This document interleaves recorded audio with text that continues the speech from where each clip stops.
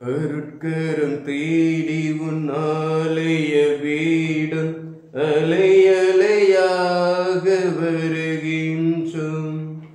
அருவியாய் வலியும் உன் அன்பினில் நனைய ஆனந்தமாக வருகின்றோம். அருட்கரம் தேடி உன் ஆலய வீடும் அலை அலையாக வருகின்றோம். ஆர்வியாய் வலியும் உன் அன்பினில் நனைய ஆனந்தமாக வருகின்றோம். தந்தை மகன் தூய ஆவியாரின் பெயராலே ஆமென். நம் ஆண்டவராகிய இயேசு கிறிஸ்துவின் அருளும் கடவுளுடைய அன்பும் தூய ஆவியானவரின் நட்புறவும் உங்கள் அனைவரோடும் இருப்பதாக, உம் ஆன்மாவோடும் இருப்பதாக. இயேசு கிறிஸ்துவில் பிரியமுள்ள சகோதர சகோதரிகளே, ஜெபமயம் மாதத்தினுடைய சனிக்கிழமையிலே நாம் இருக்கிறோம். இந்த மாதம் முழுவதுமாக ஜெபமாலை அன்னையை குறித்து நாம் தியானித்துக் கொண்டிருக்கிறோம். மிகச்சிறப்பாக அன்னைக்கு சிறப்பான முறையில் ஒப்புக் கொடுக்கப்பட்ட இந்த சனிக்கிழமையில் அன்னையின் பரிந்துரையை, அன்னையின் பராமரிப்பை நாம் நாடி வந்திருக்கிறோம். இந்த நாளிலே ஆண்டவர் சொல்கிறார், இறை வார்த்தையை கேட்டு அதன்படி நடப்போர் எவ்வளவோ பேர் பெற்றோர் என்று. அந்த இறை வார்த்தையை கேட்டு அதை முற்றிலும் வாழ்வாக்கியவர் அன்னை மரியாள். எனவே அந்த தாயைப் போல நாமும் இறை வார்த்தையை வாழ்வாக்குகின்ற, இறை வார்த்தையின்படி நடக்கின்றவர்களாக நாம் வாழ இந்த நாளிலே ஆண்டவரிடத்தில் நாம் அருள் கேட்போம். இறைவனுடைய அருளையும் இரக்கத்தையும் நாம் மறந்து பாவத்திலே நிலைத்து நின்ற நேரங்களுக்காகவும், பாவ சூழ்நிலைகளை, நாம் பாவ மனிதர்களை தேடி சென்ற நேரங்களுக்காகவும் மனவருந்துவோம், மன்னிப்பு கேட்போம். எல்லாம் வல்ல இறைவனிடமும் சகோதர சகோதரிகளிடமும் நான் பாவியை ஏற்றுக்கொள்கிறேன். ஏனெனில் சிந்தனையால், சொல்லாலும், செயலாலும், கடமையில் தவறியதாலும் பாவங்கள் பல செய்தேன். என் பாவமே, என் பாவமே, என் பெரும் பாவமே. ஆகையால் எப்பொழுதும் கன்னியான புனித மரியாதையும், வானதூதர் புனித அனைவரையும், சகோதர சகோதரிகளையும் நம் இறைவனாகிய எனக்காக வேண்டிக் கொள்ள மன்றாடுகிறேன். எல்லாம் வல்ல இறைவன் நம் மீது இரக்கம் வைத்து நம் பாவங்களை மன்னித்து நம்மை நிலை வாழ்விற்கு அழைத்துச் செல்வாராக. ஆமென். ஆண்டவரே இரக்கமாயிரும். ஆண்டவரே இரக்கமாயிரும். கிறிஸ்துவே இரக்கமாயிரும். கிறிஸ்துவே இரக்கமாயிரும். ஆண்டவரே இரக்கமாயிரும். ஆண்டவரே இரக்கமாயிரும். மன்றாடுவோமாக. என்றும் உள்ள எல்லாம் வல்ல இறைவா, திருத்தந்தை புனித 23ஆம் ஜான் நல்ல ஆயருக்குரிய எடுத்துக்காட்டாக இவ்வுலகில் ஒளிரச் செய்தேன். அவரது பரிந்துரையின் வழியாக கிறிஸ்தவ அன்பின் நிறைவை நாங்கள் மகிழ்ச்சியுடன் எங்கும் பரப்புவோமாக. உம்மோடு தூய ஆவியாரின் ஒன்றிப்பில் இறைவனாய் என்றென்று வாழ்ந்து ஆட்சி செய்கின்ற அவர் வழியாக உம்மை மன்றாடுகின்றோம். ஆமென்.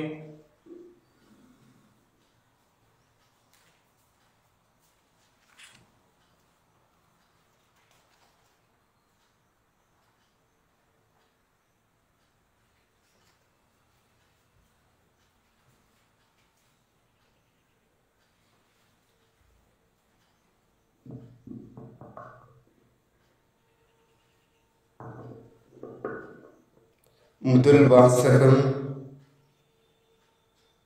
அறிவாலை எடுத்து அருங்கள், பயிர் முற்றிவிட்டது. இறைவாக்கினர் யோவேல் நூலிலிருந்து வாசகம். அதிகாரம் 3, இறை வார்த்தைகள் 12 முதல் 21 முடிய. இறைவாக்கினர் யோவேல் நூலிலிருந்து வாசகம். அதிகாரம் 3, இறை வார்த்தைகள் 12 முதல் 21 முடிய. ஆண்டவர் கூறுவது, வேற்றினத்தார் அனைவரும் கிளந்தெழட்டும். கிளந்தெழுந்து யோசபாத்து பள்ளத்தாக்கிற்கு வந்து சேரட்டும். ஏனெனில் சுற்றுப்புறத்து வேற்றினத்தார் அனைவருக்கும் தீர்ப்பு வழங்க நான் அங்கே அமர்ந்திருப்பேன். அரிவாளை எடுத்து அருங்கள், பயிர் முற்றிவிட்டது. திராட்சை பழங்களை மிதித்து பிழியுங்கள், ஏனெனில் ஆலை நிரம்பி தொட்டிகள் பொங்கி வழிகின்றன. அவர்கள் செய்த கொடுமை மிக பெரியது. திரள் திரளாய் மக்கட்கூட்டம் தீர்ப்பு வழங்கும் பள்ளத்தாக்கில் திரண்டிருக்கிறது. ஏனெனில் ஆண்டவரின் நாள் அப்பள்ளத்தாக்கை நெருங்கி வந்துவிட்டது. கதிரவனும் நிலவும் இருள் அடைகின்றன, விண்மீன்கள் ஒளியை இழக்கின்றன. சீயோனிலிருந்து ஆண்டவர் கர்ச்சனை செய்கின்றார், எருசலேமிலிருந்து அவர் முழங்குகின்றார். விண்ணும் மண்ணும் அதிர்கின்றன. ஆயினும் ஆண்டவரே தம் மக்களுக்கு புகலிடம், இஸ்ரேலருக்கு அரணும் அவரே. நானே உங்கள் கடவுளாகிய ஆண்டவர் என்றும், நான் என் திருமலையாகிய சீயோனில் குடியிருக்கிறேன் என்றும் அப்பொழுது நீங்கள் அறிவீர்கள். எருசலேம் தூயதாய் இருக்கும், அந்நியர் இனிமேல் அதை கடந்து செல்ல மாட்டார்கள். அந்நாளில் மலைகள் இனிய புது இரசத்தை பொழியும், குன்றுகளிலிருந்து பால் வடிந்தோடும். யூதாவின் நீரோடைகளெல்லாம் தண்ணீர் நிரம்பி வழியும். ஆண்டவரின் இல்லத்திலிருந்து நீரூற்று ஒன்று கிளம்பும், அது சித்துமிலுள்ள ஓடைகளில் பாய்ந்தோடும். எகிப்து பால் நிலமாகும், ஏதோ பாலடைந்து பாலை நிலமாகும். ஏனெனில் அவர்கள் யூதாவின் மக்களை கொடுமைக்கு உள்ளாக்கினார்கள், அவர்களின் நாட்டிலேயே குற்றமற்ற இரத்தத்தை சிந்தினார்கள். யூதாவோ என்றென்றும் மக்கள் குடியிருக்கும் இடமாயிருக்கும். எருசலேமில் எல்லா தலைமுறைக்கும் மக்கள் குடியிருப்பார்கள். சிந்தப்பட்ட இரத்தத்திற்கு நான் பழி வாங்கவே செய்வேன், குற்றவாளிகளை தண்டியாமல் விடேன். ஆண்டவராகிய நான் சீயோனில் குடியிருப்பேன். ஆண்டவரின் அருள்வாக்கு. இறைவா உமக்கு நன்றி. பதிலுரை பாடல் பல்லவி. நேர்மையாளர்களே ஆண்டவரில் களி கூறுங்கள், நேர்மையாளர்களே ஆண்டவரில் களி கூறுங்கள். ஆண்டவர் ஆட்சி செய்கின்றார், பூவுலகம் மகிழ்வதாக. திரளான தீவு நாடுகள் களி கூறுவனவாக. மேகமும் காரிருளும் அவரை சூழ்ந்துள்ளன. நீதியும் நேர்மையும் அவரது அரியணையின் அடித்தளம். பல்லவி. நேர்மையாளர்களே ஆண்டவரில் களி கூறுங்கள். ஆண்டவர் முன்னிலையில், அனைத்துலகின் தலைவர் முன்னிலையில் மலைகள் மெழுகென உருகுகின்றன. வானங்கள் அவரது நீதியை அறிவிக்கின்றன. அனைத்து மக்களினங்களும் அவரது மாட்சியை காண்கின்றன. பல்லவி. நேர்மையாளர்களே ஆண்டவரில் களி கூறுங்கள். நேர்மையாளருக்கென ஒளியும் நேரிய உள்ளத்தோர்க்கென மகிழ்ச்சியும் விதைக்கப்பட்டுள்ளன. நேர்மையாளர்களே ஆண்டவரில் களி கூறுங்கள். அவரது தூய்மையை நினைத்து அவரை புகழுங்கள். பல்லவி. நேர்மையாளர்களே ஆண்டவரில் களி கூறுங்கள். அல்லேலூயா, அல்லேலூயா, அல்லேலூயா,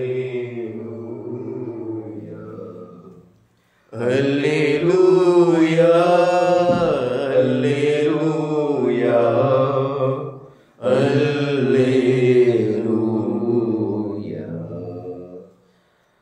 இறை வார்த்தையை கேட்டு அதை கடைபிடிப்போர் அதிகம் பேறு பெற்றோர். அல்லேலூயா, அல்லேலூயா, அல்லேலூயா, அல்லேலூயா. ஆண்டவர் உங்களோடு இருப்பாராக, உம் ஆன்மாவோடும் இருப்பாராக. லூக்கா எழுதிய தூய நற்செய்தியிலிருந்து வாசகம். ஆண்டவரை மாற்றி உமக்கே. லூக்கா நற்செய்தி அதிகாரம் 11. வாழ்வுதரும் இறை வார்த்தைகள் 27 தொடக்கம் 28 முடிய. லூக்கா நற்செய்தி 11வது அதிகாரம் 27 மற்றும் 28 வரை உள்ள இறை வசனங்கள். அக்காலத்தில் இயேசு மக்களோடு பேசிக் கொண்டிருந்த போது கூட்டத்திலிருந்து பெண் ஒருவர், உம்மை கருத்தாங்கி பாலூட்டி வளர்த்த உம் தாய் பேறு பெற்றவர் என்று குரலெழுப்பி கூறினார். அவரோ இறை வார்த்தையை கேட்டு அதை கடைபிடிப்போர் இன்னும் அதிகம் பேறு பெற்றோர் என்றார். ஆண்டவரின் அருள் வாக்கு. கிறிஸ்துவே உமக்கு புகழ். இயேசுவுக்கே புகழ். இயேசுவுக்கே புகழ். இயேசுவுக்கே நன்றி. இயேசுவுக்கே நன்றி. இயேசுவுக்கே மகிமை. இயேசுவுக்கே மகிமை. இயேசுவுக்கே ஆராதனை. இயேசுவுக்கே ஆராதனை. ஹalleluya. ஹalleluya. ஹalleluya. ஹalleluya. ஹalleluya. ஹalleluya. Praise the Lord. Praise the Lord. Praise the Lord. Praise the Lord. மரியே வாழ்க. மரியே வாழ்க. மரியே வாழ்க. மரியே வாழ்க.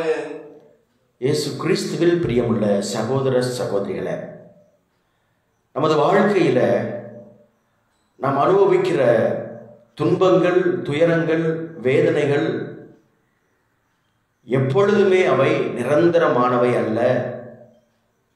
அவை ஒரு நாள் முடிவுக்கு வரும். அதே போல நமது வாழ்க்கையிலே துன்பங்கள், துயரங்களை கொடுத்தவர்கள் அவர்களும் அதற்குரிய பலனை பெற்றுக்கொள்வார்கள். நேர்மையாளர்களுக்குரிய கைமாறு நிச்சயம் கிடைக்கும் என்று இன்றைய முதல் வாசகம் மற்றும் பதிலுரை பாடல் நமக்கு கற்றுக் கொடுக்கிறது. ஆண்டவர் தன் மக்களை, தான் அன்பு செய்த மக்களை நினைவு கூறுகிறார். அந்த மக்களை நினைவு கூறுகின்ற பொழுது, என் மக்கள் எகிப்திலே அவர்கள் பட்ட அந்த வேதனை, அவர்களை துன்புறுத்திய அந்த மனிதர்கள், அந்த நாட்டை நினைத்து பார்க்கிறார். நினைத்து பார்த்து தன் மக்களுக்கு ஆறுதல் சொல்கிறார். உங்கள் இரத்தத்தை சிந்திய அந்த நாடு இரத்த நாடாக மாறும். உங்களை கொள்ளையடித்த, உங்கள் உழைப்பை சுரண்டி உங்களை கொள்ளையடித்த அந்த மக்களுடைய நிலமானது வறண்ட நிலமாய் மாறும். நீங்கள் ஆசீர்வதிக்கப்படுவீர்கள், நீங்கள் மகிழ்ச்சி அடைவீர்கள், நீங்கள் நீரோடையில நடப்பட்ட மரம் போல செழித்து வளர்வீர்கள்.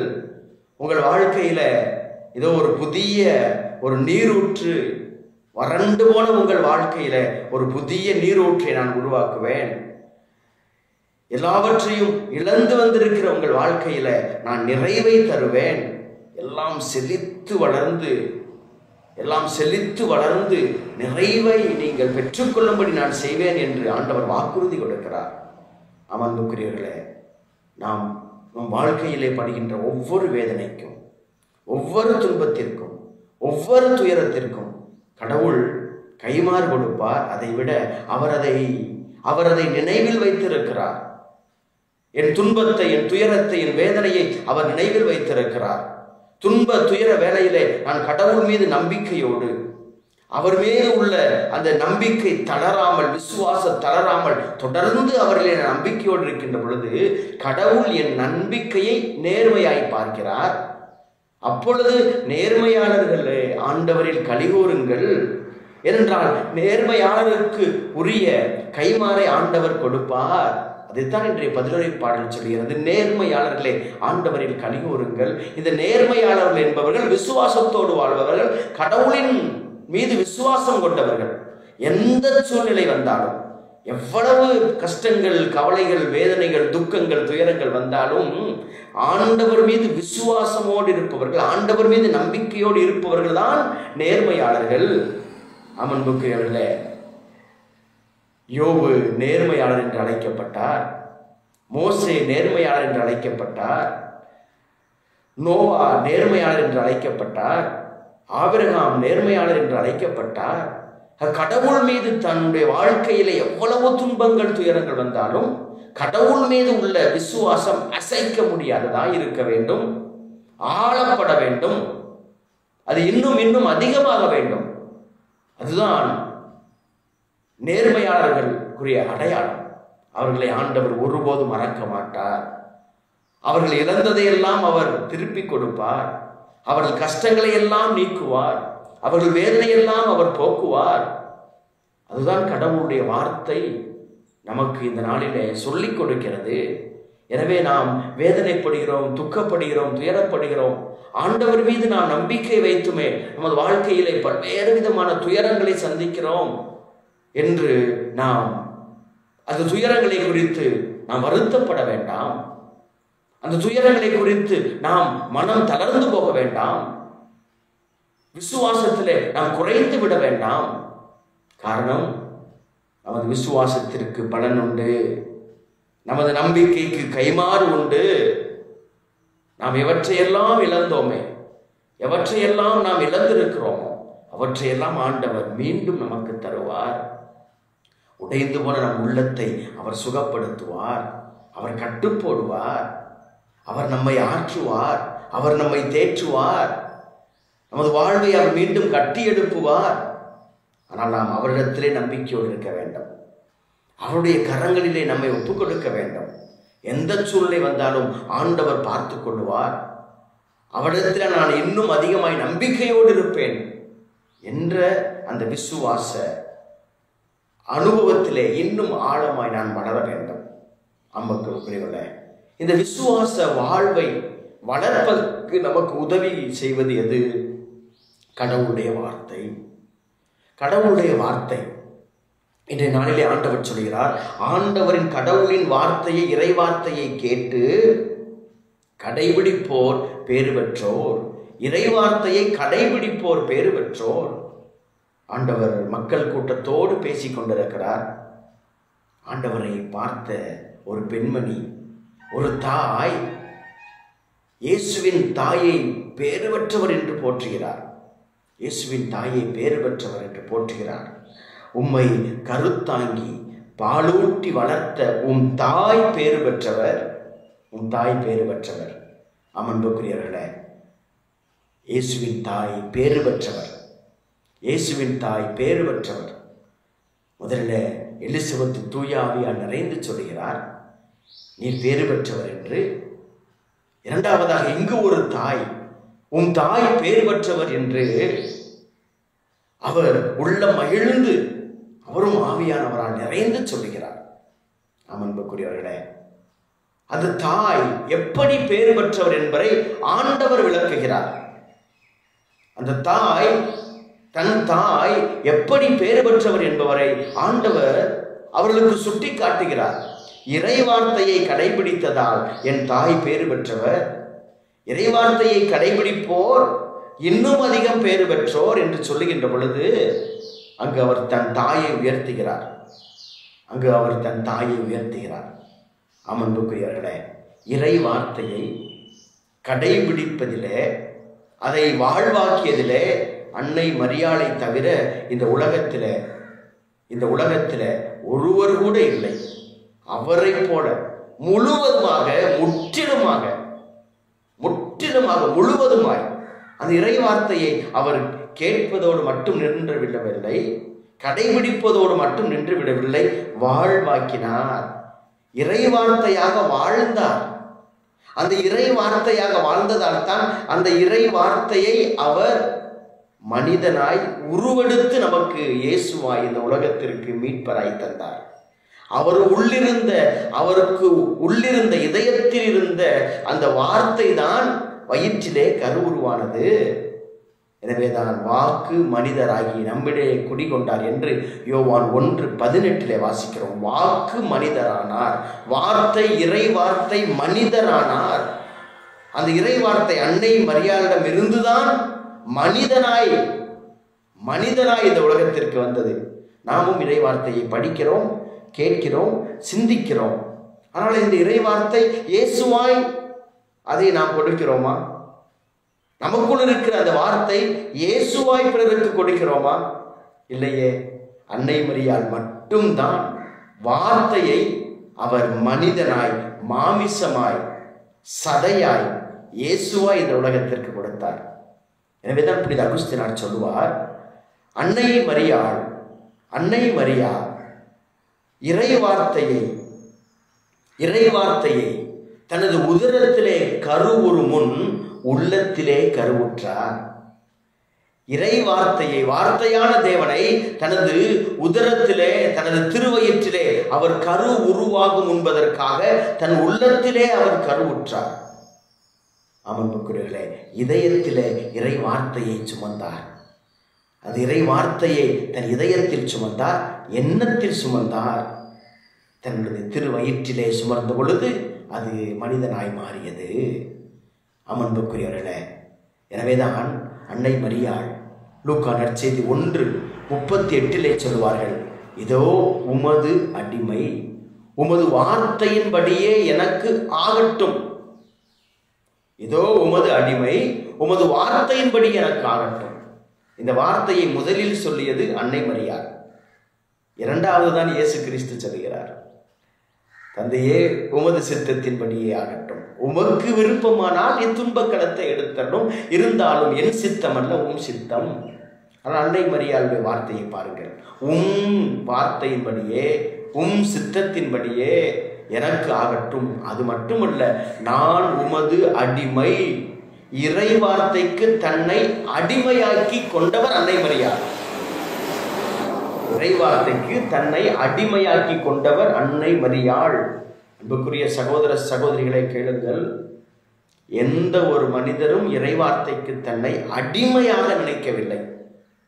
நான் இறைவார்த்தையை அறிவிக்கிறேன், நான் ஒரு நற்செய்தியாளர், நான் ஒரு நற்செய்தி பணியாளர், நான் நற்செய்தி அறிவிக்கிறேன், நான் ஒரு போதகர், நான் ஒரு இறைவாக்கினர், நான் ஒரு பெரிய பாஸ்டர், நான் குணப்படுத்துகிறவர் என்று எல்லோரும் தன்னை பெருமைப்படுத்திக் கொள்கிறார்கள்.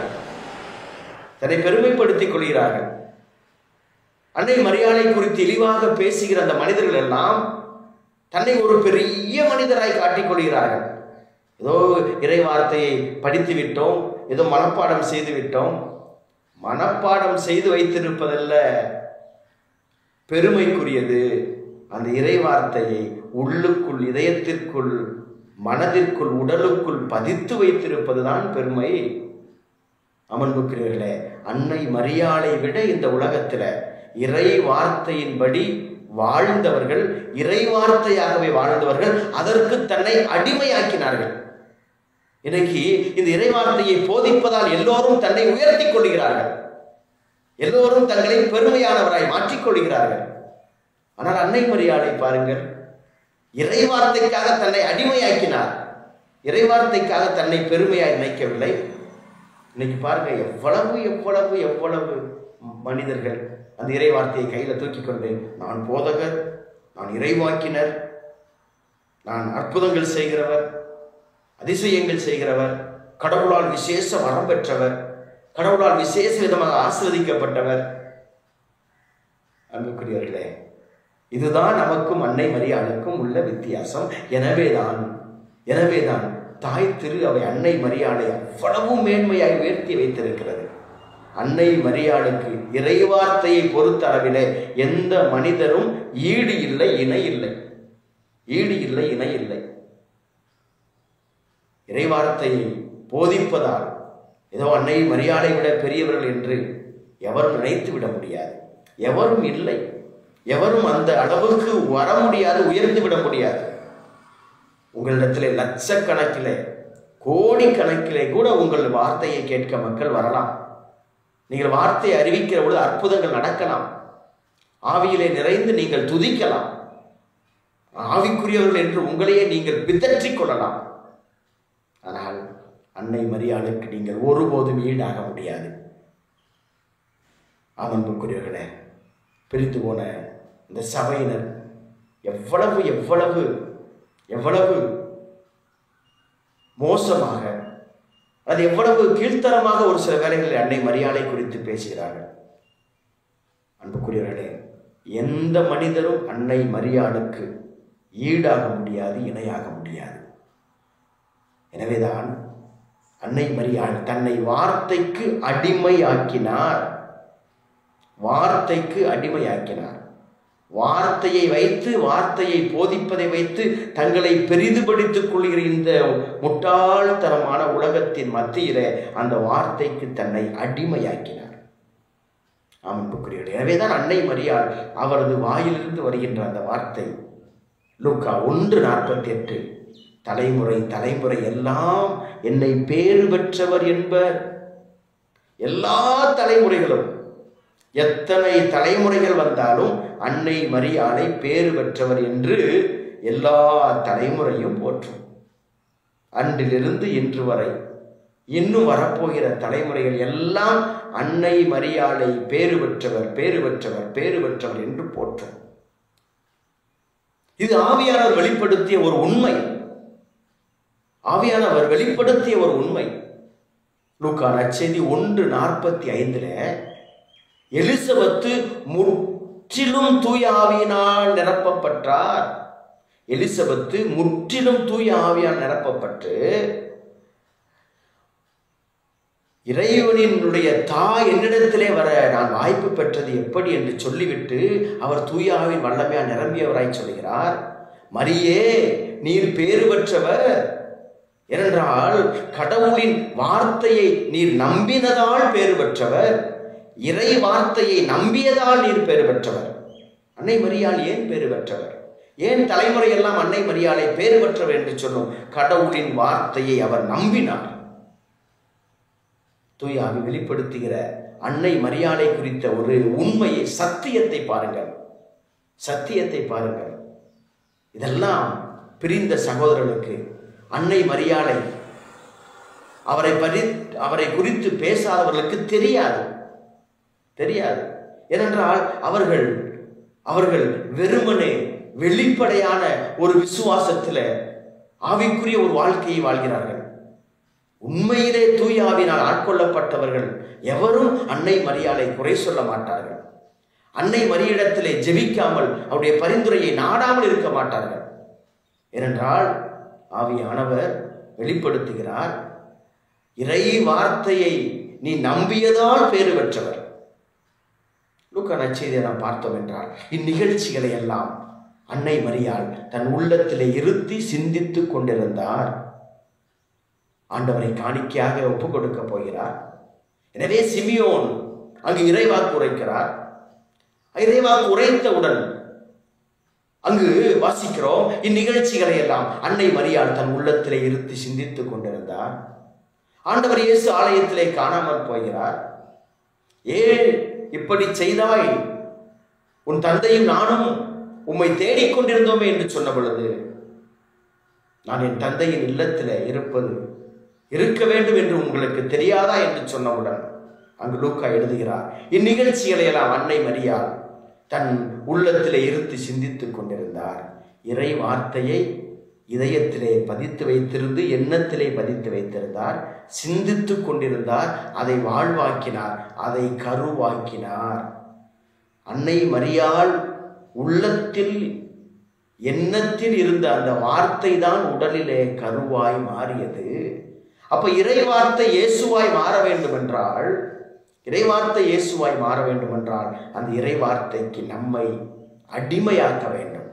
அந்த இறை வார்த்தைக்கு நம்மை அடிமைகளாய் ஒப்புக் கொடுக்க வேண்டும். அன்புக்குரியவர்களே, இறை வார்த்தையின்படி நாம் வாழ்வோம். நம்மையே நாம் ஏமாற்றிக் கொள்ள வேண்டாம். யாக்கோப்பு சொல்வதைப் போல, இதோ உங்களை நீங்கள் ஏமாற்றிக் கொள்ளாதீர்கள். யாக்கோப்பு 1:22 வாசிக்கிறோம், உங்களையே நீங்கள் ஏமாற்றிக் கொள்ளாதீர்கள். அன்புக்குரியவர்களே, கடவுளின் வார்த்தையை கேட்கிறவர்களாக மட்டும் இருந்து உங்களை நீங்கள் ஏமாற்றிக் கொள்ளாதீர்கள், அதன்படி நடக்கிறவர்களாயிருங்கள். கடவுளின் வார்த்தையை போதிப்பதால் நாம் பெரியவர்கள் அல்ல, நாம் ஆவியில் நிறைந்து ஜெபிப்பதால் பெரியவர்கள் அல்ல, நம்மையே நாம் இறைவாக்கினர் என்று அழைத்துக் கொள்வதால், பாஸ்டர் என்று அழைத்துக் கொள்வதால், விசேஷ வரம் பெற்றவர் என்று அழைத்துக் கொள்வதால், இறைவாக்கினர் என்று அழைத்துக் கொள்வதால் பெரியவர்கள் அல்ல. எத்தனை பேர் போட்டுக்கிறாங்க இறைவாக்கினர், ப்ராஃபட், பாஸ்டர். அன்புக்குரியவர்களே, யோவானிலே இறைவாக்குகள் முடிந்துவிட்டது. The last prophet is the Baptist, John the Baptist. அதற்கு அப்புறம் இறைவாக்கினர்கள் இல்லை.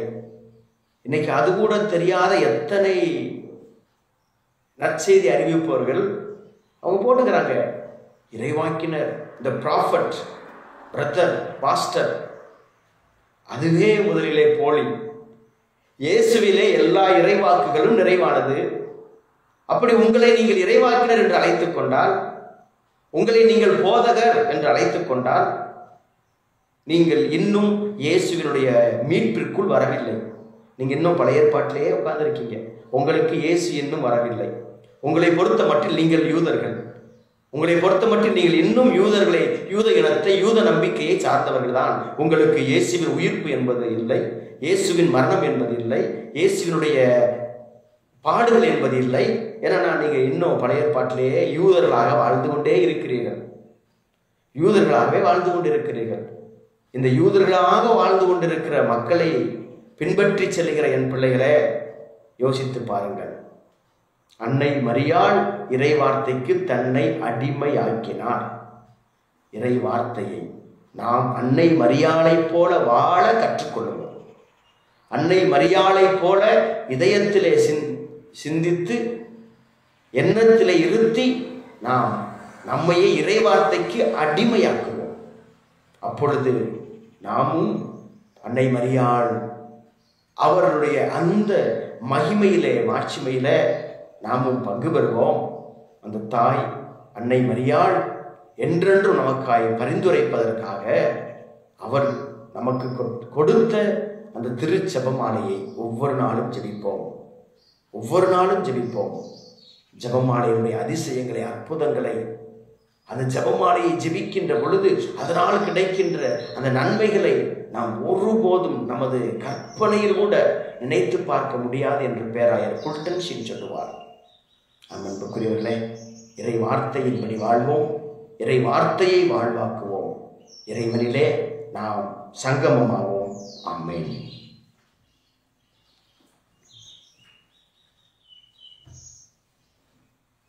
இதை நான் பெறுவேன் இறைவா, இதயத்தின் அன்பிற்கீடாக. எதை நான் தருவேன் இறைவா, குறை நான் செய்தேன் இறைவா, பாவக்குழியில் விழுந்தேன் இறைவா, குறை நான் செய்தேன் இறைவா, பாவக்குழியில் விழுந்தேன் இறைவா, கரையாம் பாவத்தை நீக்கிடவே, கரையாம் பாவத்தை நீக்கிடவே, நீ கல்வாரி மலையில் இறந்தாயோ, இறந்தாயோ. எதை நான் தருவேன் இறைவா, உன் இதயத்தின் அன்பிற்கீடாக. எதை நான் தருவேன் இறைவா. சகோதர சகோதரி, என்னுடையதும் உங்களுடையமான புனித பலி எல்லாம் உள்ள இறைவனுக்கு ஏற்றதாகும்படி மன்றாடுங்கள். ஆண்டவர் தமது பேரின் புகழ்ச்சிக்காகவும் மாட்சிக்காகவும் தம நன்மைக்காகவும் புனித திரு அவையின் அனைத்து நலனுக்காகவும் உமது கை நீட்டி இப்பலியை ஏற்றுக்கொள்வாராக. ஆண்டவரே, உன் கட்டளைகளாலும் தூய மறை நிகழ்வுகளாலும் நிறுவப்பட்ட பலிகளை நீர் ஏற்றுக்கொள்ள உம்மை வேண்டுகிறோம்.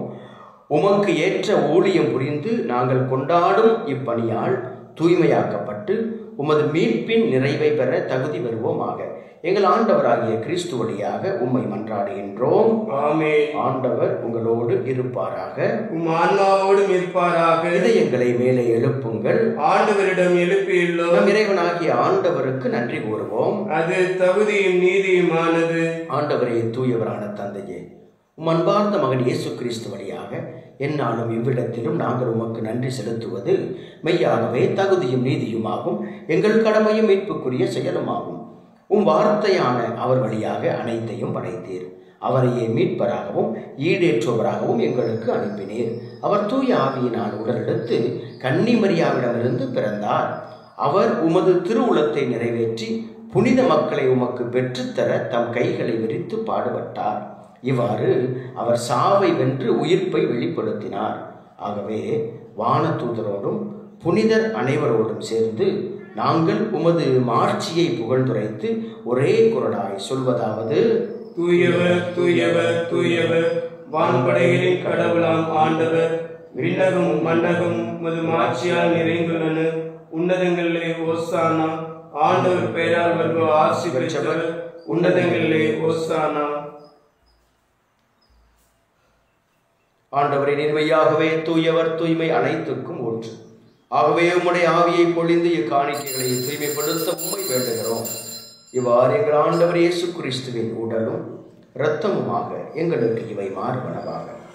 அவர் பாடுபட உளம் கனிந்து தம்மை கையளித்த போது அப்பத்தை எடுத்து நன்றி செலுத்தி அதை பிட்டு தம் சீடர்களுக்கு அளித்து கூறியதாவது: அனைவரும் இதிலிருந்து பெற்று உண்ணுங்கள், ஏனெனில் இது உங்களுக்காக கையளிக்கப்படும் என் உடல்.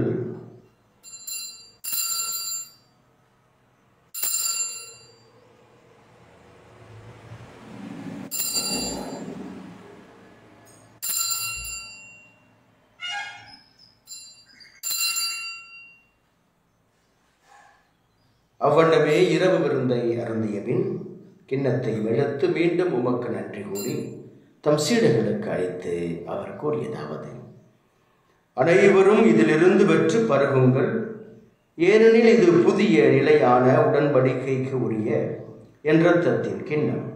இது பாவ மன்னிப்புக்கென்று உங்களுக்காகவும் பலருக்காகவும் சிந்தப்படும். இதை என் நினைவாக செய்யுங்கள்.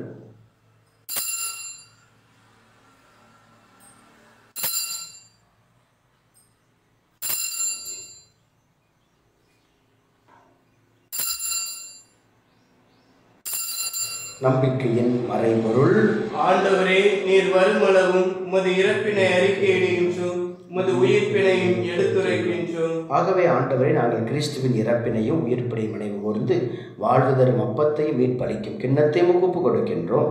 உம் திருமுன்னின்று உமக்கு ஊழியம் புரிய தகுந்தவர்கள் என எங்களை ஏற்றுக்கொண்டீர். எனவே உமக்கு நன்றி செலுத்துகின்றோம். மேலும் கிறிஸ்துவின் உடலிலும் இரத்தத்திலும் பங்கு கொள்ளும் எங்களை தூய ஆவியார் ஒன்று சேர்க்க வேண்டுமென அமைத்த ஆண்மையுடன் மன்றாடுகின்றோம். ஆண்டவரே, உலகெங்கும் பரவியிருக்கும் உமது திரு அவையை நினைவு கூர்ந்தருளும். எங்கள் திரு தந்தையிலேயோ எங்கள் மறைமாவட்ட பரிபாலகர் மோட்சராட்சன் எல்லா திருநிலையினர் ஆகிய அனைவரோடும் உமது திரு அவை அன்பில் நிறைவு பெறச் செய்திடணும். மேலும் உயிர்த்தெழும் எதிர்நோக்குடன் துயில் கொள்ளும் எங்கள் சகோதர சகோதரிகளையும் இறந்தோர் அனைவரையும் இரக்கத்துடன் நினைவு கூர்ந்து திருமுக ஒளியில் ஏற்றிடலும். எங்கள் அனைவர் மீதும் இரக்கமாயிரும். கடவுளின் கன்னித்தாயும் எங்கள் தாயுமான புனித மரியா, உடைய கணவரான புனித யோசேப்பு, புனித திருத்தூதர்கள், இவ்வுலகில் உமக்கு உகந்தவராய் இருந்தோர் ஆகிய புனிதர் அனைவருடனும் நாங்கள் நிலைவாழ்வில் பங்கு கொள்ளும் தகுதி பெற்று திருமகன் இயேசு கிறிஸ்து வழியாக உம்மை புகழ்ந்தேத்து வரம் வருள உம்மை மன்றாடுகின்றோம். இவர் வழியாக இவரோடு இவரில் எல்லா வல்ல இறைவனாகிய தந்தையே, தூய ஆவியாரின் ஒன்றைப்பில் எல்லா புகழும் ஆட்சியும் என்றென்றும் உமக்கு உரியதே.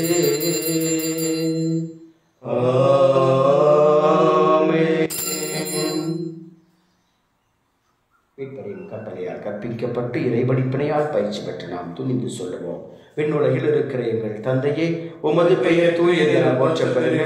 உமது ஆட்சி வருக. உமது திருவுள்ளம் விண்ணுலகில் நிறைவேறுவது போல மண்ணுலகில் நிறைவேறுக. எங்கள் அன்றாட உணவை இன்று எங்களுக்கு தாரும். எங்களுக்கு எதிராக குற்றம் செய்வோரை நாங்கள் மன்னிப்பது போல எங்கள் குற்றங்களை மன்னியும். எங்களை சோதனைக்கு உட்படுத்தாதையும் தீயவனிடமிருந்து எங்களை விடுவித்தருளும். ஆண்டவரே, தீமை அனைத்திலிருந்தும் எங்களை விடுவித்து எங்கள் வாழ்நாளில் அமைதியை கனிவுடன் அருள உம்மை மன்றாடுகின்றோம். உமது இரக்கத்தின் உதவியால் நாங்கள் பாவத்திலிருந்து எப்போது விடுதலை பெற்று யாதொரு கலக்கமும் இன்றி நலமாய் இருப்போமாக. நாங்கள் எதிர்நோக்கி இருக்கும் பேரின்பத்துக்காகவும் எம் மீட்பராகிய இயேசு கிறிஸ்துவின் வருகைக்காகவும் காத்திருக்கின்றோம். ஏனெனில் ஆட்சியும் வல்லமையும் மாட்சியும் என்றென்றும் உமதே.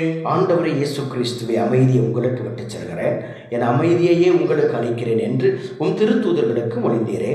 எங்கள் பாவங்களை பாராமல் உமது திரு அவையின் நம்பிக்கையை கண்ணோக்கி உமது திருவுளத்துக்கு ஏற்ப அதற்கு அமைதியையும் ஒற்றுமையும் அளித்தல்வீராக. என்றென்று வாழ்ந்து ஆட்சி செய்கின்றவர் நீரே.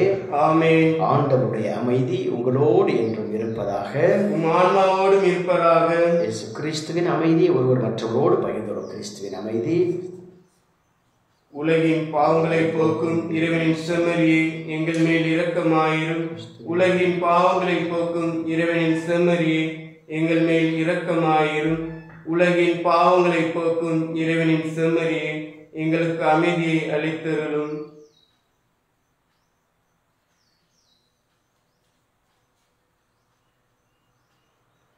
இதோ இறைவனின் செம்மறி, உலகின் பாவங்களை போக்குகிறவர். இந்த செம்மறியின் திருவிருந்திற்கு அழைக்கப்பட்ட நாம் அனைவரும் பேறு பெற்றோர். ஆண்டவரே, நீர் என் உள்ளத்தில் எழுந்துள்ள நான் தகுதியற்றவன், ஆனால் பிரார்த்தனை சொல்லியலும் எனது ஆன்மா நலமடையும்.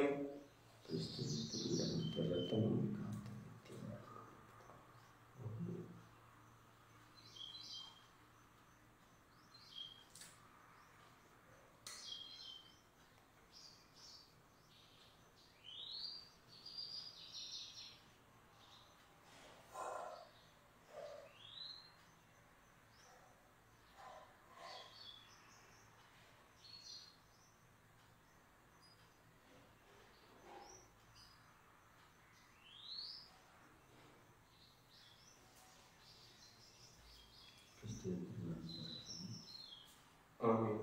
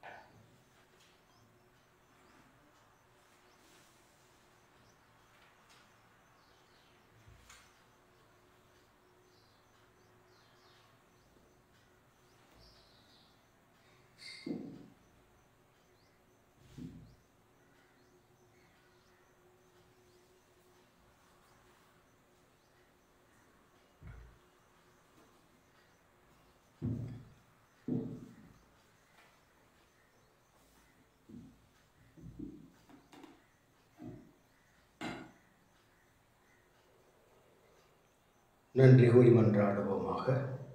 எல்லாம் வல்ல இறைவா, நாங்கள் பெற்றுக்கொண்ட கிறிஸ்துவின் அருளுடையாளத்தால் புத்துணர்வும் ஊட்டமும் பெறுகின்றோம். இவ்வாறு நாங்கள் அவராகவே மாறிட எங்களுக்கு அருள்வீராக. எங்கள் ஆண்டவராகிய கிறிஸ்து வழியாக உம்மை மன்றாடுகின்றோம். ஆமென். ஆண்டவர் உங்களோடு இருப்பாராக, உம் ஆன்மாவோடும் இருப்பாராக.